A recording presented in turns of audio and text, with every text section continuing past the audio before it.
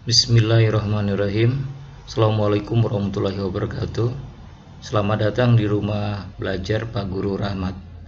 Semoga kegiatan ini berguna dan bermanfaat.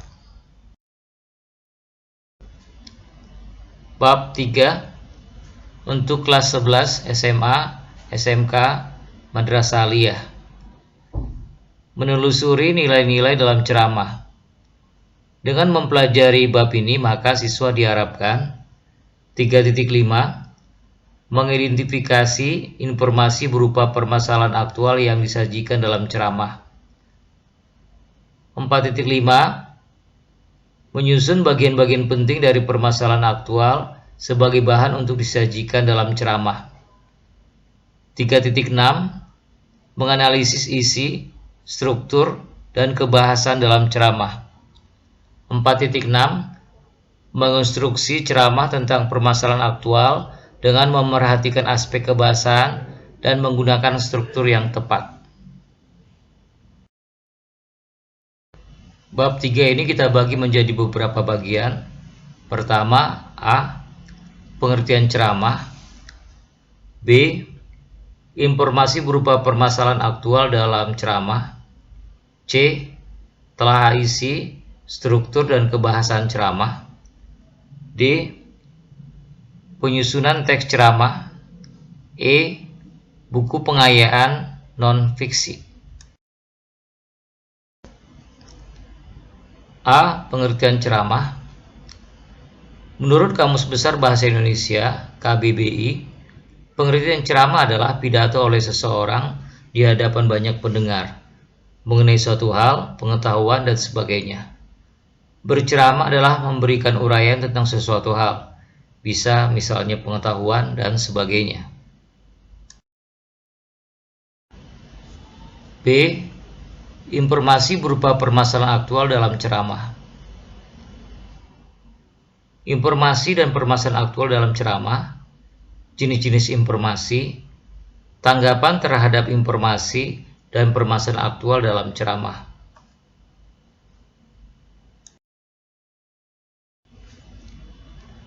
Informasi merupakan pemberitahuan atau pemberian kabar tentang sesuatu. Pokok-pokok isi informasi bisa didapatkan dengan memperhatikan unsur-unsur 5W. Apa, siapa, kapan, di mana, mengapa, dan 1H, bagaimana dalam menyampaikan informasi. Permasalahan aktual adalah sebuah peristiwa yang betul-betul terjadi dan sedang menjadi pembicaraan orang banyak. Cara memahami informasi dapat dilakukan dengan cara sebagai berikut. A. Menyimak ceramah yang didengar dengan seksama. B. Mencatat informasi yang menarik dalam setiap paparan dalam ceramah. C. Menyusun informasi yang menarik dalam bentuk kalimat atau paragraf sederhana. Informasi berdasarkan fungsi dan kegunaan. A. Informasi yang menambah pengetahuan. B. Informasi yang mengajari pembaca. C. Informasi yang hanya menyenangkan pembaca atau fiksional. Informasi berdasarkan format penyajian. Bentuk penyajian informasi biasanya berupa tulis, gambar, atau lisan. Informasi berdasarkan lokasi peristiwa. Informasi berdasarkan lokasi peristiwa dapat dibagi menjadi informasi daerah, nasional, dan mancanegara. Informasi berdasarkan bidang kehidupan. Bidang-bidang kehidupan tersebut antara lain pendidikan, olahraga, musik, sastra, budaya, dan iptek. Informasi berdasarkan kepentingan. A. Informasi yang menyangkut keselamatan dan kelangsungan hidup pembaca. B. Informasi yang menyangkut perubahan dan pengaruh pada kehidupan pembaca. Informasi berdasarkan penyampaian. A. Informasi yang disediakan secara berkala. B. Informasi yang disediakan secara tiba-tiba. C. Informasi yang disediakan setiap saat. D. Informasi yang dikecualikan. E. Informasi yang diperoleh berdasarkan permintaan.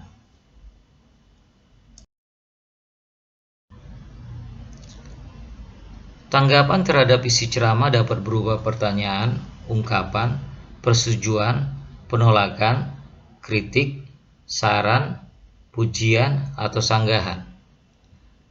Langkah-langkah yang perlu diperhatikan dalam menanggapi teks ceramah sebagai berikut. A. Menyimak ceramah yang didengar dengan saksama sehingga bisa menangkap informasi secara utuh. B. Mencatat pokok-pokok isi ceramah. C. Memberikan tanggapan terhadap materi ceramah, baik berupa kritik, saran, sanggahan, pujian, persetujuan, maupun penolakan. Tanggapan harus disertai alasan dan bukti yang logis. Baik, kita masuk kepada bagian C. C. Telah isi, struktur, dan kebahasan ceramah. Dibagi menjadi unsur-unsur ceramah, struktur teks ceramah, kaidah kebahasan dalam teks ceramah, simpulan isi ceramah. Ada penceramah, ada pendengar atau audiens, ada materi, ada metode ceramah, ada media ceramah.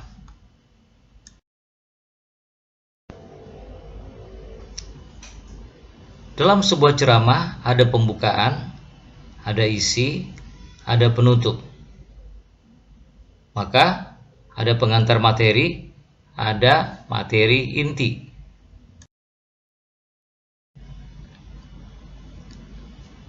Jadi kalimat imperatif sebagai berikut. 1. Perintah biasa. 2. Permintaan. 3. Mengizinkan. 4. Ajakan. 5. Bersyarat. 6. Sindiran. 7. Larangan. Serta 8. Saran. Kemudian, jenis kalimat baju bertingkat sebagai berikut. Ada hubungan waktu, nomor 1. Nomor 2, hubungan syarat. Nomor 3, hubungan pengandaian. Nomor 4, hubungan tujuan. Nomor 5, hubungan konsensif. Nomor 6, hubungan perbandingan. Nomor 7, hubungan sebab. Nomor 8, hubungan akibat. Nomor 9, hubungan cara. Nomor 10, hubungan sangkalan.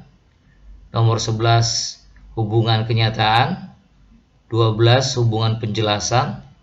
13, hubungan atributif. 14, hubungan lebih. 15, hubungan perkecualian.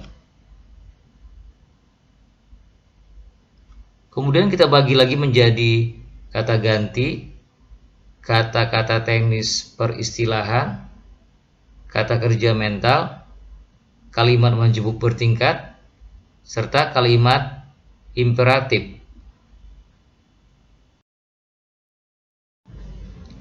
Kegiatan menyimpulkan isi ceramah diawali dari hasil catatan pokok isi ceramah dan membuat simpulannya. Aspek-aspek yang perlu diperhatikan dalam menyimpulkan isi ceramah sebagai berikut. A. Simpulan harus memuat seluruh pokok ceramah. B. Simpulan tidak menyimpang dari isi ceramah. C. Simpulan bukan komentar, melainkan ringkasan isi ceramah. Kita masuk pada bagian D, penyusunan teks ceramah. Pertama kita memulai dari topik teks ceramah. Kemudian nomor 2, tujuan teks ceramah. Ketiga, kerangka teks ceramah. Dan keempat, mengembangkan kerangka teks ceramah. Topik teks ceramah adalah pokok pembicaraan dalam ceramah. Topik yang dapat digunakan dalam penyusunan teks ceramah antara lain: A. Masalah pendidikan budi pekerti. B. Peristiwa aktual. C. Pengalaman pribadi. D. Isu budaya. E. Permasalahan sosial. Dan F. Permasalahan remaja. Tujuan adalah maksud atau arah yang akan dituju. Di dalam teks ceramah ada dua macam tujuan, yaitu tujuan umum dan tujuan khusus. Tujuan umum ceramah yaitu memberitahukan sebagai informatif, memengaruhi, persuasif, dan menghibur, rekreatif. Tujuan khusus ceramah merupakan rincian dari tujuan umum. Kerangka ceramah dapat disusun sebagai berikut. A. Menentukan tema ceramah berdasarkan topik. B. Menulis pokok-pokok isi ceramah. C. Mengembangkan pokok-pokok isi ceramah menjadi paragraf-paragraf padu.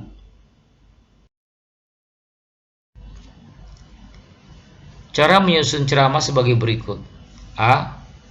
Mengembangkan kalimat-kalimat gagasan pokok yang telah dicatat menjadi paragraf-paragraf. B. Menyusun paragraf-paragraf menjadi susunan atau struktur teks ceramah yang berisi pendahuluan, isi, dan penutup. C. Mencermati kembali hasil susunan teks ceramah dan merevisi jika ada kekeliruan, baik dalam ejaan, tanda baca, maupun konstruksi kalimat. Silakan dijawab pertanyaan-pertanyaan di bawah berikut ini. Buku ini adalah buku referensi yang kami gunakan. Mohon dipelajari dengan baik. Ini adalah referensi tambahan yang kami gunakan.